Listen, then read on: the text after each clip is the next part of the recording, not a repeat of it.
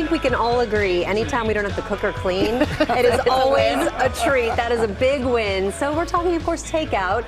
No cooking, no cleaning. But before you order, there are some simple tips to remember, because you want to make sure what goes on your plate is not only good for your health, it's also good for the planet. Yeah, a combo. Right, a combo. And in today's edition of our Climate Ready series, climate correspondent, chief meteorologist Ginger Zee joins us now for a late lunch to show us how to go green when ordering in. Hey, Ginger. Hey, I'm so happy to be here. Well, and I'm happy because I got to admit, and I don't know if this makes me look bad or not, I've never thought about this. Right. I've never thought about this, and I don't know how many people have. And I think it used to be more centered on cities, but now, especially post-pandemic, takeout blew up, right? Yeah. And it became kind of a regular thing, and it is a treat, and I think that's a great way to look at it. Both, I'm sure a financial person would come on here and say that as well. But you don't think about all of the little parts that add up over time. And this is when, and you'll see, I met a company during COVID for that very reason. But just to remind everyone, food and its packaging make up 45% of landfills. Wow. So our landfills are filled primarily by food.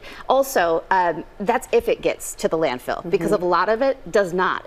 Takeout containers go into our rivers and our oceans. Wow. The litter is the #1 category from takeout. So we really have to do better here. Okay, so let's talk about this, because like Gio said, a lot of people don't even think about this. And one tip you have is to really be aware of where you're ordering the food from. How does that play into it? Well, a lot of restaurants won't deliver beyond a certain radius anyway, but check how close it is really to you, because that has a carbon footprint. But probably more importantly, you're allowed to ask them where they're sourcing their food from. You probably want to do that for your health anyhow. So do that so that you can reduce and find places that believe the same that you do. And people might be saying, yeah, but this might cost more than just ordering out food. Is that something that you should be aware of? It depends on who you're going through. You know, a lot of times if they're working with a local farmer and they're using seasonal things, they're getting a discount. So they may be passing that along to you, or they might have specials that do it. And that's where I think this is really interesting. This is called Deliver Zero. It is a company where you don't have to be throwing things away.